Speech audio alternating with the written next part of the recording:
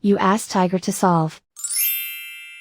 This deals with linear equations with one unknown.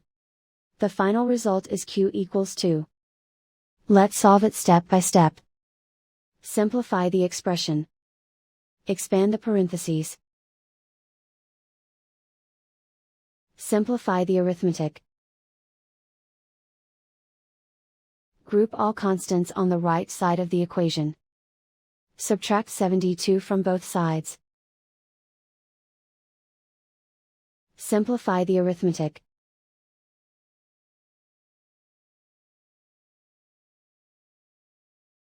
Isolate the q. Divide both sides by 8. Simplify the fraction. Find the greatest common factor of the numerator and denominator.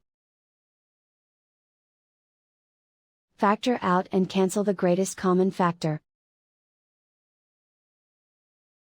And so the final result is q equals 2.